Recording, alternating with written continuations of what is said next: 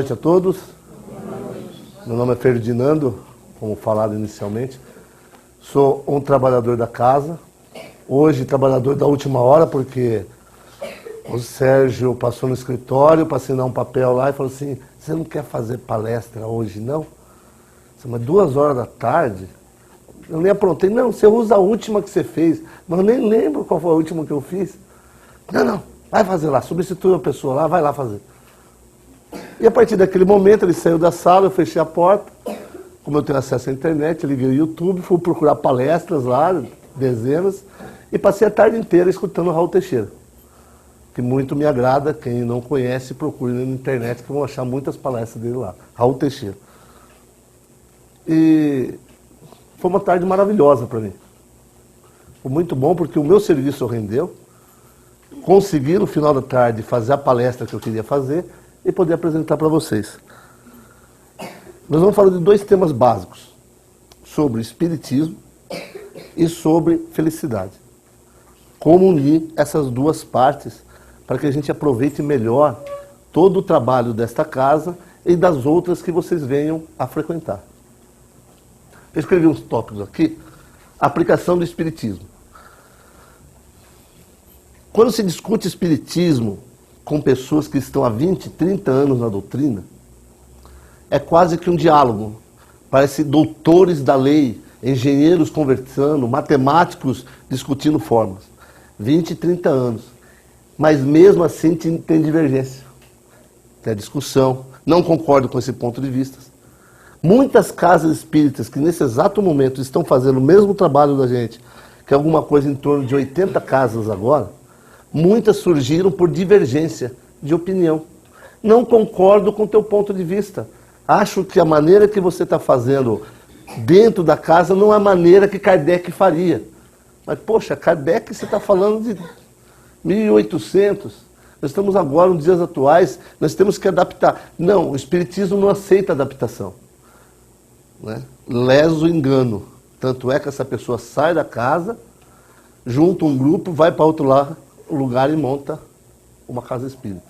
Nós somos a região, fora a grande capital, São Paulo, o lugar que mais tem casa espírita. Nós temos casa espírita praticamente para quase todos os tipos de atividades que a gente quiser procurar dentro da doutrina espírita.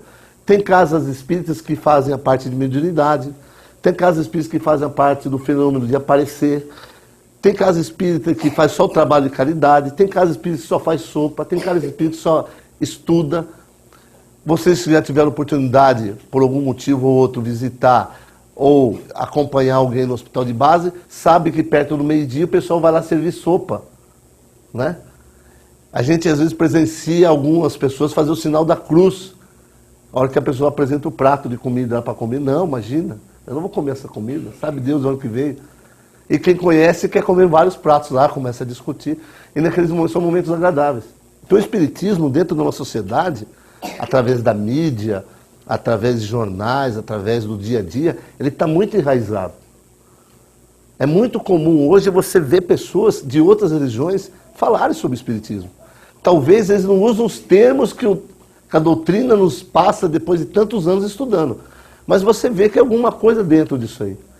Então, Emmanuel, com a preocupação de dar uma diferenciação em certas palavras, de interpretação, porque às vezes, assim, quando a gente fala o fenômeno, a aplicação do espiritismo, quando visto, você vai numa casa espírita, chega na metade do trabalho, está vendo uma pessoa se jogando no chão.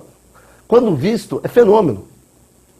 Quando você só vai lá, interpreta e só vê e vai embora porque você não se sentiu bem, você só vê o fenômeno. Você não entendeu o que aquilo fez para vocês. O que aquilo gerou para vocês? Nada. Vocês viram uma pessoa se debatendo, ou uma pessoa falando diferente, uma pessoa chorando. Vocês viram um fenômeno. Quando visto somente, interpretado como visão, é um fenômeno.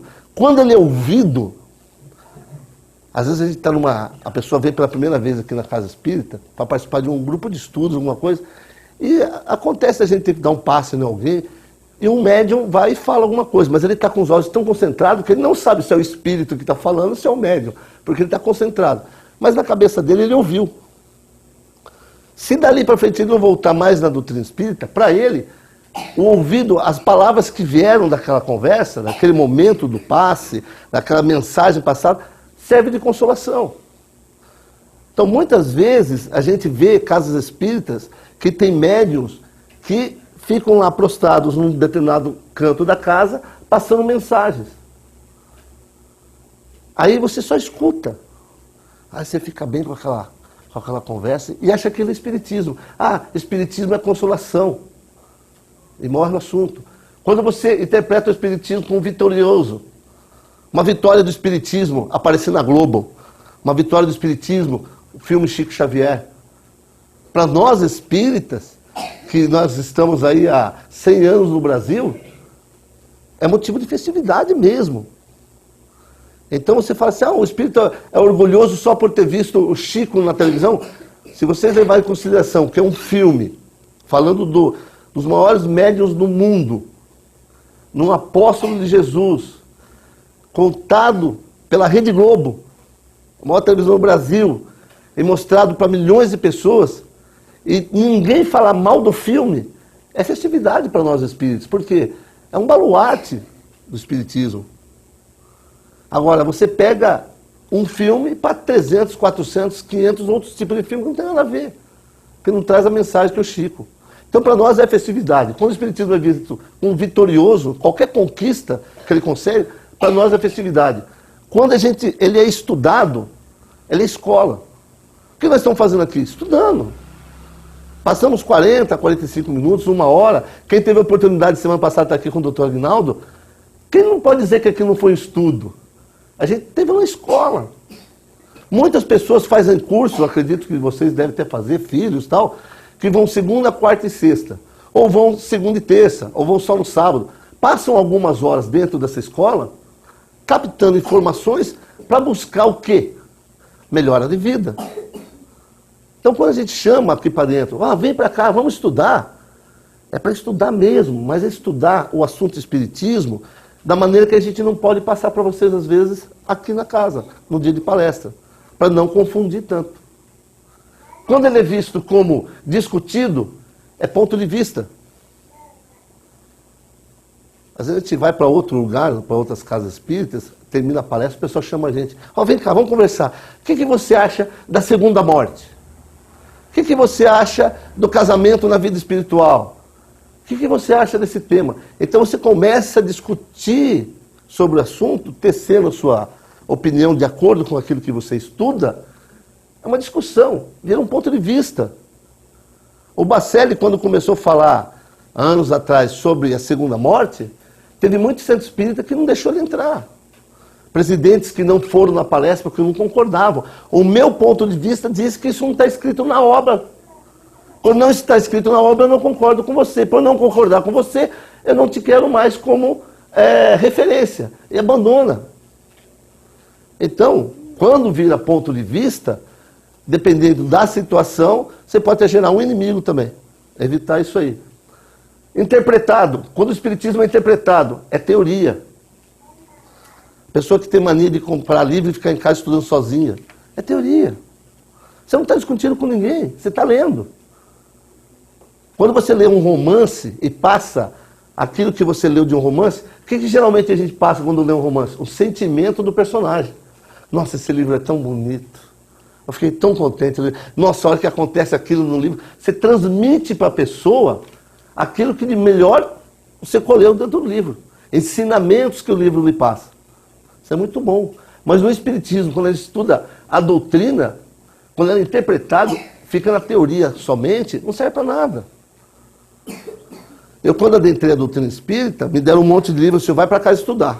Mas não vou ter... vai ler, você volta para nós discutir. Se eu tivesse ido e não voltado, eu tinha lido aquele monte de livro, para mim não tinha virado nada. Como tanta notícia que a gente recebe no dia a dia, e filtra somente aquilo que nos interessa. Na doutrina espírita, a gente filtra aquilo que nos interessa e põe em prática. Pode ser, às vezes, no dia a dia, no momento que nos chamam, ou quando um amigo precisa de um consolo. Porque a gente acaba virando alguma coisa a nível de referência. Ser espírita é realmente acender aquela luz que a pessoa fala, ó, ela é uma pessoa espírita, ela tem um entendimento diferente, vamos conversar com ela? Quantas vezes me abordaram assim? Quantas vezes nós abordamos um monte de gente dentro da própria casa? Só, olha, vem cá, aconteceu uma situação na minha família assim, o que você acha? Você já tem a resposta dentro de você, mas você quer escutar de uma maneira diferente.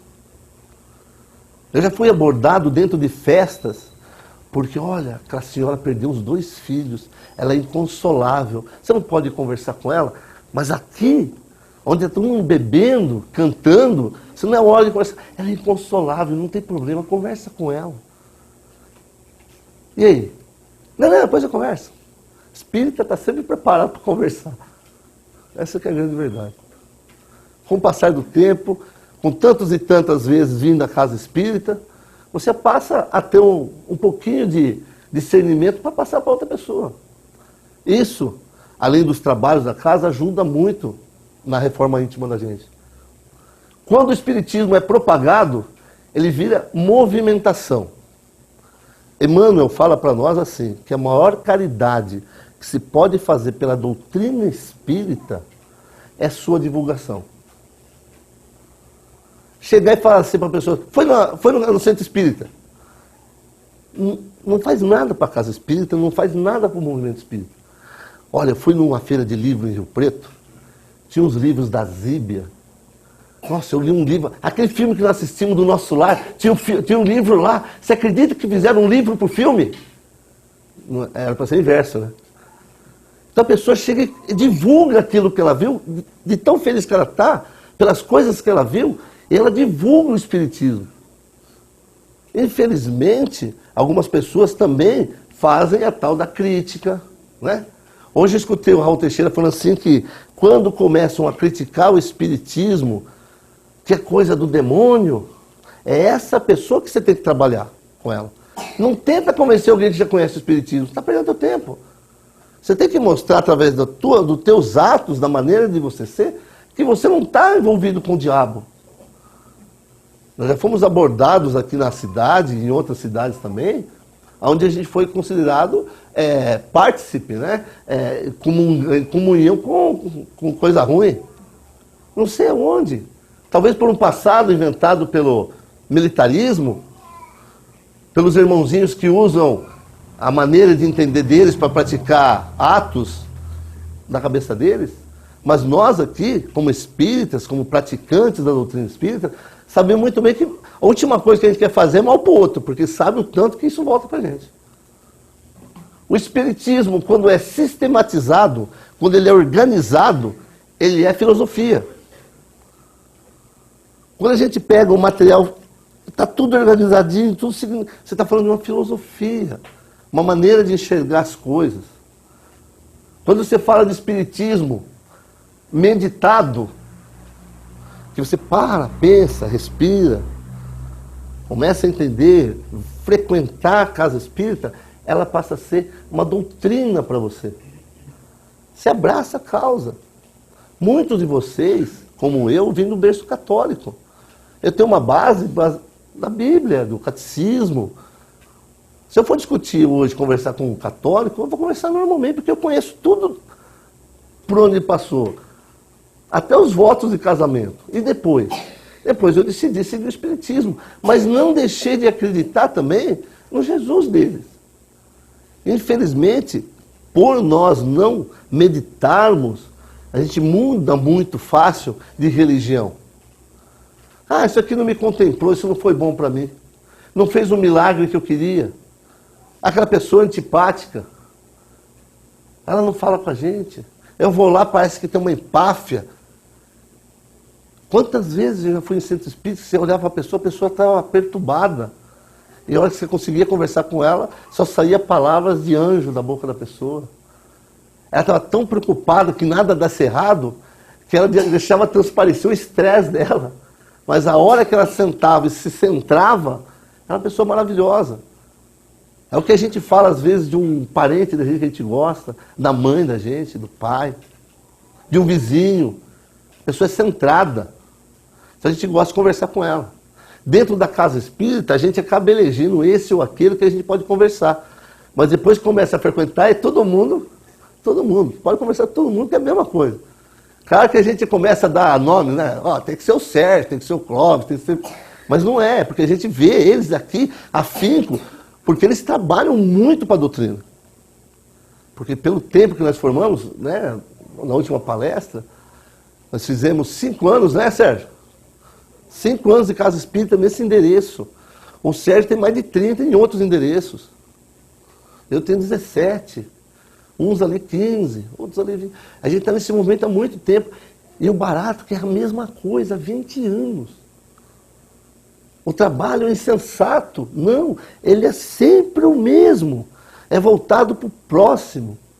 Quando eu vim de Santa Catarina, que eu cheguei em 2000, eu voltei para cá em 2011, eu não concordava no centro do Aprile que se dava sopa. Eu achava aquilo um horror. Onde já se viu dar sopa para os outros? Isso não existe.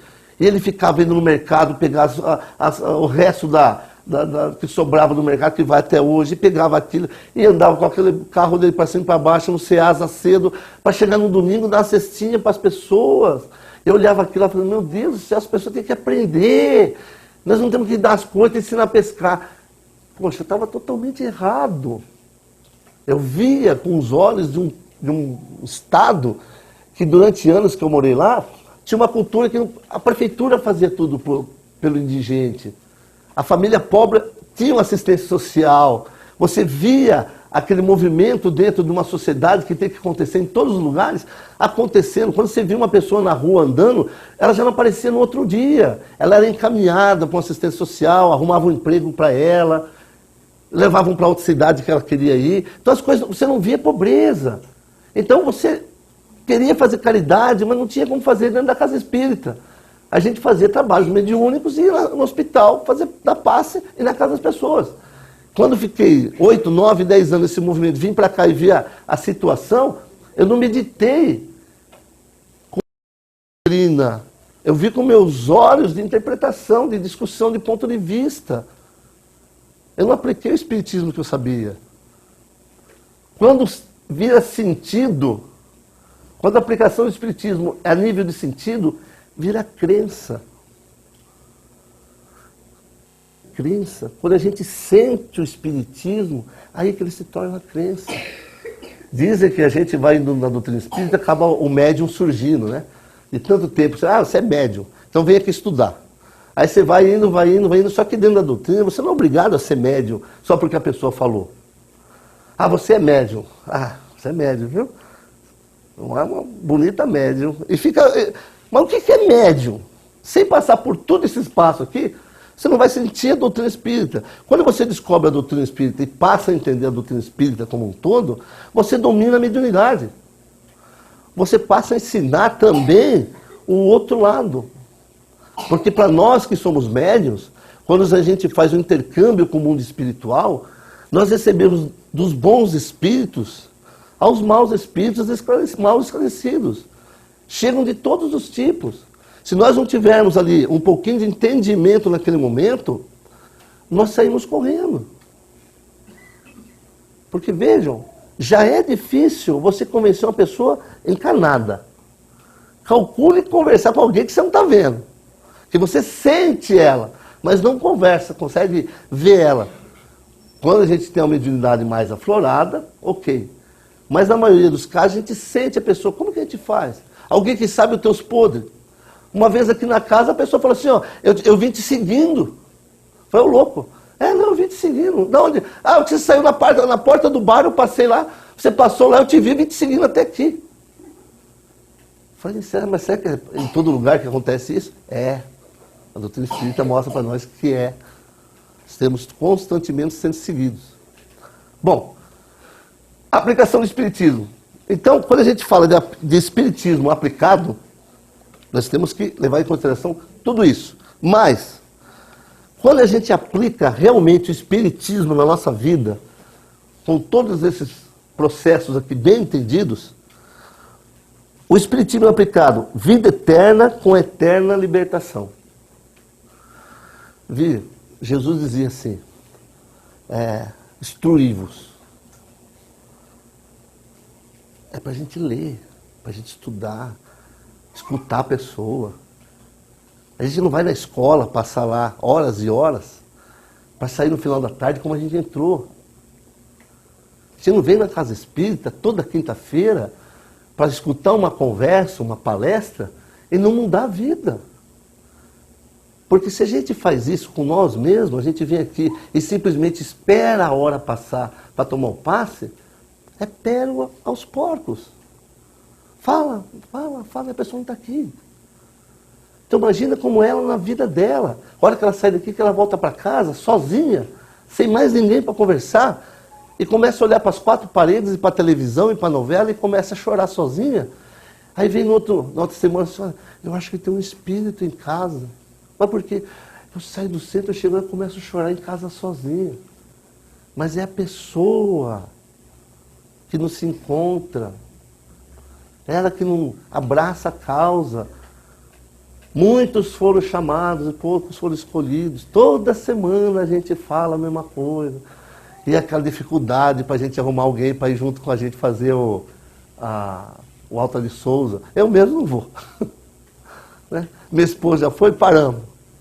Mas a gente sabe que existe. Campanhas e campanhas. Todo primeiro domingo do mês, o pessoal do Francisco de Assis vai cantar lá em Andeara. Não sei se já assistiram ou tiveram oportunidade lá no Centro Espírita em Andeara, que tem o hospital lá, que tem as operações. Eles vão lá e ficam cantando o dia inteiro. Aquilo é maravilhoso. Você abandona a tua casa e vai cantar para alguém que você não conhece. Isso é muito interessante. Então,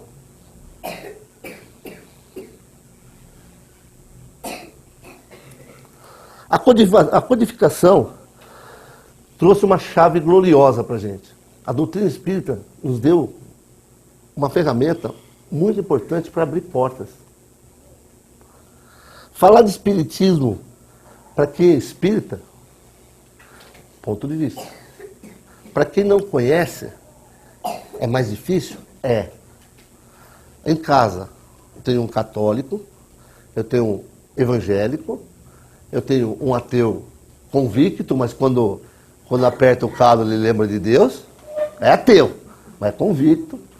Tem eu como espírita, a minha esposa meio espírita, meio a Maria Madalena, está pulando tal, mas acredita também, segue o que eu acredito, mas não quer dizer que ela virou espírita. Porque eu já falei para ela, estuda. Livros em casa, nós temos N livros. Então é difícil você espalhar a doutrina espírita dentro da sua família. Então começa por você. Espiritismo é sol e a gente pede para brilhar na sua luz. Vamos falar de um tema que é mais importante para a maioria da pessoa aqui, que estão aqui. Felicidade. Quem quer ser feliz aqui pro resto da vida? Levanta a mão. Mas feliz mesmo, feliz. Quem quer ser feliz? Vamos lá. Definição de ser feliz. Vamos lá. Dá um exemplo. Ser feliz. Ser feliz. O que a gente precisa para ser? Estar bem. O que mais? Ter carro do ano. Ser feliz? Não. Eu acho que é. Tudo bem. Tudo bem. Carro do ano é bom que não paga manutenção, mas tudo bem. O que mais? Ser feliz. Paz espiritual. Ter saúde é ser feliz. Mas você ficar também uma vida inteira com saúde e não ganhar nada também não tem graça. O que mais? Exemplos de ser feliz. Todo mundo é feliz aqui 100%? Não. Por quê? Porque cada um encontra a felicidade da maneira que deve encontrar, do seu jeito. Né? Tem gente que é feliz, eu estava lembrando agora com meu amigo Clóvis lá dos 5 sentidos, né? Então, na verdade, a felicidade, que eu entenda, é uma felicidade que está ligada aos sentidos. Veja, o tato. Quem tem cachorro aqui? Não é que nem o meu, que chega perto eu chuto, mas vamos lá. Quem tem cachorro que é um pouquinho mais do normal, que abraça o cachorro e dá banho, beija. Você passa a mão nele, você vê que ele fica feliz com você. E você retribui a felicidade com um sorriso, com carinho. É ser feliz. É estar feliz. Usando um sentido. O olfato. O olfato. chega na casa de um parente que sabe cozinhar pra caramba, né? O marido que fez uma comida, ou a esposa que fez uma comida maravilhosa. Você fica, nossa, que cheiro gostoso. Ai, que delícia. Você está feliz. Sentido. Audição. Nossa, como a senhora está bonita hoje, hein? Nossa, que vestido maravilhoso. A pessoa fica feliz. Qual que é o outro sentido? Visão. O que a gente pode falar da visão? Tudo de bom. Uma mulher bonita, um homem bonito passando na rua. Nossa, mas olha como que ele se cuida. 30 anos e tem um corpinho de 50. Olha aquilo ali. A gente está feliz porque a gente está melhor que ele, né? Então, a condição de ser feliz, ela está relacionada ao sentimento que a gente está adequando a ela. Só que durante o dia a gente é feliz muitas vezes e infeliz várias. A gente não consegue chegar, por exemplo, eu que trabalho, meus funcionários entram toda hora na sala dando risada, todos, eu vou achar que tem um problema comigo. Mas por que eles estão tão felizes? Aí recebeu o salário ontem. Tá, mas eu que paguei, então não estou tão contente assim, mas tudo bem. Mas eles estão felizes. Então a condição para a gente ser feliz, é importante a gente juntar sempre no dia a dia o máximo possível de momentos felizes e fazer uma avaliação. Quando a gente fala para vocês, olha, chega no final do dia, agradece a Jesus por pelo menos estar vivo, né? Na famosa prece noturna, né? Você já está dormindo faz meia hora, já agradeceu e olha, já foi dormir, não conseguiu nem falar, agradeço a Deus pela porta não ter fechado, não ter entrado ninguém na minha casa. Aí a gente fala, puxa, a gente tem que fazer o mínimo disso aí. Mas a gente também não faz avaliação de quantas vezes a gente foi feliz no dia e quantas vezes a gente magoou as pessoas. Então se a gente vê realmente no final, no balanço no final do dia, a gente vê que a gente não é feliz por causa disso. A gente não consegue deixar as outras pessoas felizes constantemente. Jesus dizia, fazei aos outros que queiras que façam para você. Quer dizer, brigar com uma pessoa, eu brigo às vezes com minha esposa, é deixar ela feliz? Para mim, explodir com ela é deixar ela feliz? Não. E nem para mim é uma... Ai, estou aliviado, eu briguei com minha esposa. Não é. É um conflito interno. A gente não aceitar a opinião de uma pessoa, não querer que um filho não faça aquilo, em contramão, aquilo que a gente está buscando, que é a felicidade, a gente tem que concordar. Se não está bom, pelo menos seja hipócrita nessas horas. Minta, sorria, mesmo que amarelo, mas não descarregue na pessoa, porque ela está feliz. Então, não fazer ao próximo o que não queira que fazemos para nós mesmos, é respeitar a pessoa. Isso é muito difícil dentro das famílias da gente.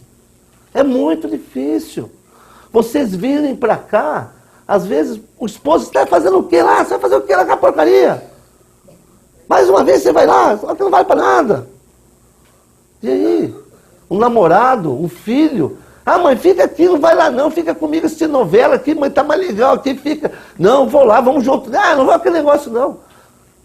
Aí você, por não concordar com você, você solta o barraco da pessoa. Claro que não vai vir nunca aqui. Você deixa ela infeliz toda vez que toca no assunto. A gente busca na felicidade, basicamente, conforto, o bem-estar material, para a gente e para os familiares. O meu filho, 12 agora, filho? 12. Minha menina, 13. Eu comecei a perceber que eu estava perdendo eles como aqueles filhos, aquele negócio da partilha, da cumplicidade, ele estar sempre junto, querer sair com a gente e tal, depois dos 11 anos. Tem uma idade para você perder a felicidade dos teus filhos. Por que você perde a felicidade dos teus filhos? É simples, porque ele não quer mais fazer o que você quer. Porque antes tudo era diversão. Ah, vamos ao mercado? Vamos, pai, vamos ao mercado. Ah, vamos lá em cima na praça? Vamos, pai, vamos lá tal. Agora você fala assim, vai no mercado, eu vou nada. Não, vou não. Manda a Miriam. Aí a Miriam, não, eu tô com dor nas costas, não vou não. Já entrou no esquema do pai e da mãe. Então eu percebi que meus filhos, esses 11 anos, depois dos 11 anos, eles começaram a não ser mais felizes. Da maneira que eu queria. Eles começaram a ter individualidade. Porque, na verdade, nós sabemos na doutrina espírita, começa depois dos 7, 8 anos, a individualidade do espírito começa a surgir, aonde, por exemplo, se você vê a criança num parquinho de infância, uma outra vai, pega um caminhãozinho cheio de areia, dá na cabeça do outro, cai para fora, cai no chão, 5 minutos depois está lá os dois brincando com o carrinho. Mas depois que ganha a individualidade, a hora que você dá esse... ela pega o carrinho e devolve de volta. E na família da gente, a gente começa a perceber isso aí nos filhos da gente, em nós mesmos, quando a gente começa a ver que a outra pessoa não está feliz. A gente não está retribuindo para ela o que ela está querendo escutar. Mas não dá para agradar todo mundo. Diz que, o antigo ditado, corpo são numa mente sã. Né? Quem aqui faz academia? Levanta a mão. Eu ia levantar, mas não vou nos dias. 1, 2, 3. Então, corpo são está isso, ó. O resto está tudo estragado. Né? Inclusive eu. Fui na academia 3 vezes esse mês passado. Começou a ficar enjoado, não vou mais. Falta a graça do negócio. Não tem graça ir lá. Faz a mesma coisa todo dia, não tem graça. Tem que gostar. Tem que estar feliz com o que você está fazendo. Você sabe, como você pode ficar feliz depois que você termina de fazer o exercício e está morrendo de dor? Você vai para casa moído. Não tem que achar felicidade, mas tem gente que gosta. Né? Na doutrina espírita a gente fala assim, e o espírito? E o perispírito e o corpo físico? Como que a gente pode ter corpo são numa mente sã se a gente não entende o que é o espírito primeiro? Se a gente não entende o que é o perispírito? Se a gente não entende o corpo físico como um todo? Todas as pessoas que são tratadas nessa casa, em todas as outras, são tratadas o espírito. Aqui eu não vi ninguém jogar muleta, não. Me corrija o Sérgio depois. Até hoje eu nunca vi isso. Ó, começamos a arrumar um lugarzinho para guardar muleta, porque agora estamos fazendo milagre. Nunca vi isso acontecer. Eu já vi, sim, encontrar na rua, que a porcaria de licença não serve para nada. Isso eu já escutei bastante. Falar maledicência é facinho. Agora, contar as coisas boas, a pessoa tem até medo. Olha, eu fui no centro, até me curei, até foi bom. Mas não falo para ninguém, porque os caras são capazes de achar que eu fui no centro macumba. Você não dá nem testemunho do que acontece. Infelizmente, é uma realidade.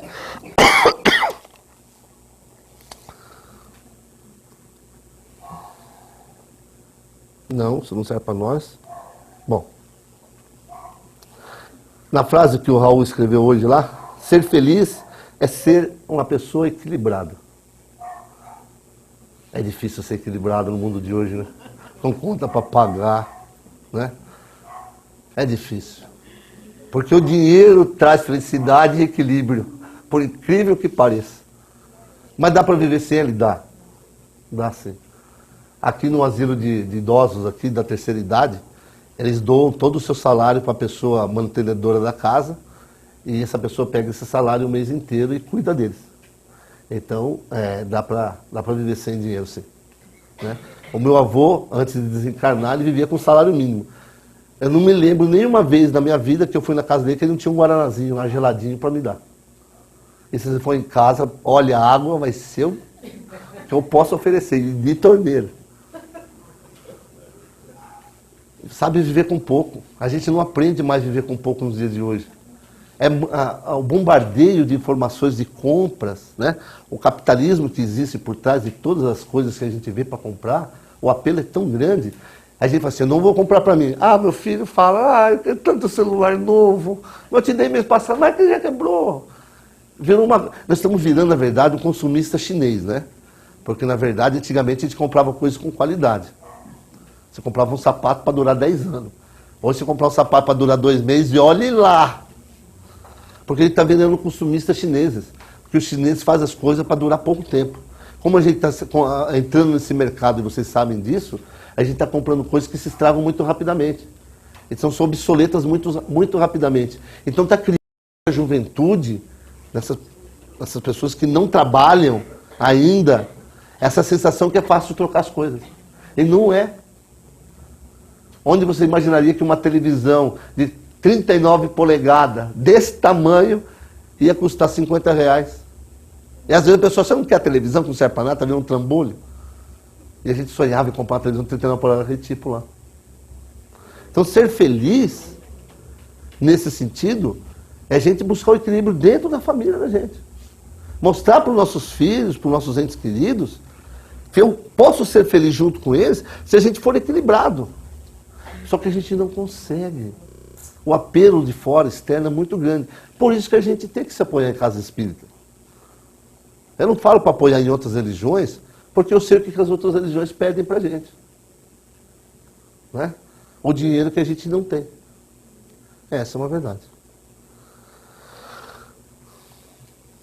Quando você passa a ser uma pessoa equilibrada, você passa a ter responsabilidade sobre a sua própria vida. Quando você não tem responsabilidade sobre a sua própria vida, você fica decepcionado. Não pagar uma conta em dia, você fica decepcionado. Não conseguir comprar aquele bem material, você fica decepcionado. Chegar com teu filho com dengue no pronto-socorro e não ser atendido, você fica decepcionado. Você associa as outras coisas, isso te traz infelicidade. Mas veja, você é um ser único. Único. Você está feliz o dia inteiro. O teu filho te tira a tua felicidade porque ele fica doente. Aí você prospecta no teu filho, bom, vou deixar de ser feliz porque não é justo, não adianta eu ficar dando risada se meu filho está doente. Aí você abandona a tua felicidade para tentar deixar ele mais feliz. Então você não está abandonando, você está compartilhando. Você está deixando a felicidade plena para pegar um pouco dela e tentar com o filho. Você anima, filho. Toma essa aguinha, olha esse suco que a mamãe fez para você. Você compartilha a felicidade. Mas tem certas pessoas que ficam decepcionadas de tal maneira que elas ficam depressivas. E quando a pessoa fica depressiva, que ela entra num estado que parece que ninguém lhe ajuda, a gente sabe que comumente aparece o quê?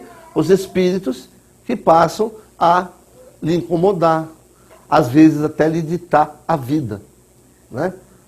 Ficam anos e anos ali te ditando a vida. Aí a gente vem aqui na casa espírita, vai falar, não, eu já estou com essa pessoa há uns 15 anos já. Eu gosto dela, gosto de mim, mas não te vê, não tem problema, eu gosto dela. E não quer sair do lado dela.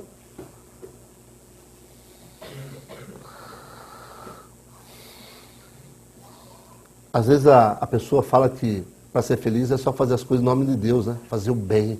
Ai, que lindo. Fazer o bem é uma palavra tão forte, né? Eu vou fazer o bem pela pessoa. A gente não respeita nem o vizinho. Manda ele botar água suja na porta da tua casa para você ver se vou fazer o bem acontece. Manda alguém te distratar, fazer aquilo que você não gosta. Você não vai lá tomar satisfação.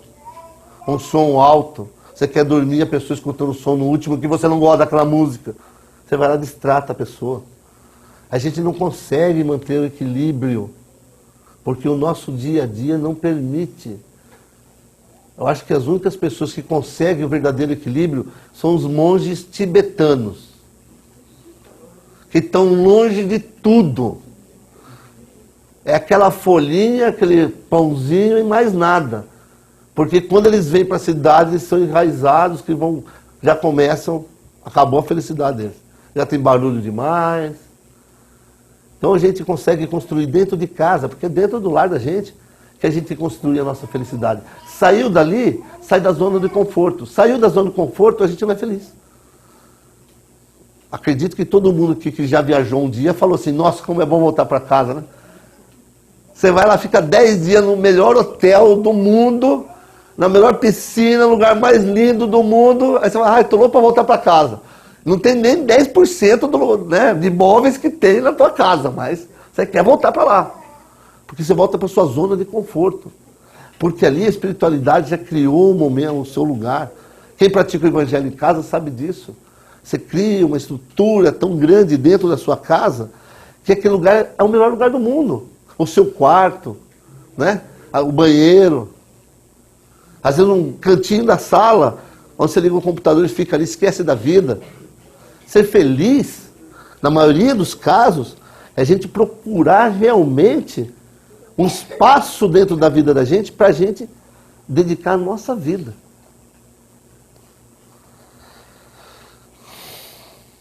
Tem gente que depois que entra na doutrina espírita, depois de um certo tempo, só faz aquilo que o invisível pede. Ele passa a ditar as regras da vida dele de acordo com o que o Espiritismo, ou melhor, que os Espíritos falam. Não, olha, para a gente ser melhor, a gente tem que fazer tal coisa. Foi o Espírito que falou. Ficam tão induzidos no dia a dia que acabam sendo influenciados. Acontece a obsessão dentro da casa espírita. Por isso que é bom a gente estar sempre estudando.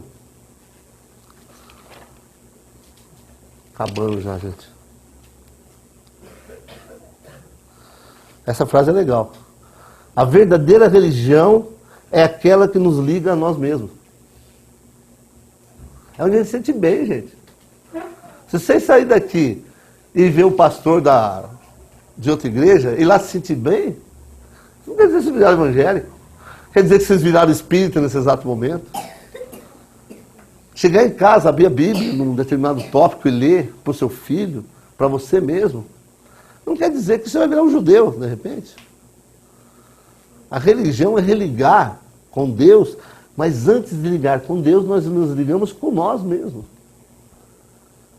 E sabe um dos motivos que eu vi hoje, nos estudos que eu fiz para poder estar aqui, que eu percebi que a gente precisa fazer para ser feliz? Adivinha? Saber respirar.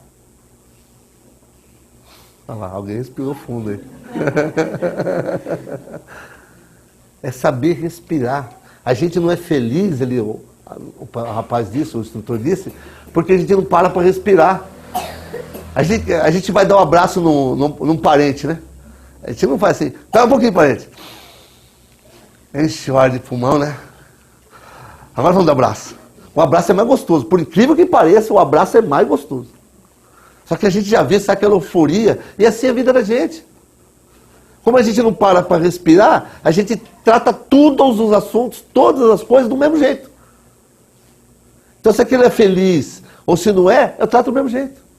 Então na instrução dele, ele realmente falou isso aí. Vamos passar a respirar antes de tomar decisões. Antes de ser feliz. Respira fundo. É melhor pra gente, inclusive para viver mais até. A gente não consegue fazer isso. Está todo mundo respirando o ar da mesma pessoa aqui dentro. A gente não consegue respirar. É incrível. O Chico tinha algumas frases que eu queria ler antes da gente encerrar, que vai muito de encontro com essas... ele resume rapidamente, né, nas frases dele, a felicidade que a gente tem que encontrar. Vamos ver se acontece com vocês. Fico triste quando alguém me ofende. Chico dizia. Fico triste quando alguém me ofende. Mas com certeza eu ficaria mais triste se fosse eu o ofensor. Magoar alguém é terrível. Sabe isso, né? A gente se ofende às vezes por uma coisinha de nada, né? Eu digo por mim. Com tanta coisa na cabeça para resolver, uma coisinha é o que eu preciso para sair fora do eixo. E ele fala assim, ó, ele fica triste, mas com certeza, se ele fosse ofensor, seria muito pior. Deus nos concede a cada dia uma página nova da nossa vida, no livro do tempo. Aquilo que colocamos nela corre por nossa conta. Todo dia nós podemos mudar de atitude, de comportamento, de trabalho, de casa, de vida. Todo santo dia. Aí a gente passa 30, 40 anos e olha para trás e fala assim, putz, eu não fiz nada da minha vida. Eu não construí nada. Eu não criei uma tartaruga, um periquito, nada. 30, 40 anos passei nessa vida e não fiz nada. E Deus nos dá todo dia esse direito. Hoje eu fui no hospital de base doar sangue, tirar sangue, por causa do experimento lá. E é incrível, eu me coloco nessa postura. É incrível como você passa perto das pessoas debilitadas, 60, 70 anos, jogadas numa maca, com uma senhora idosa do lado, segurando, não consegue nem segurar a mão.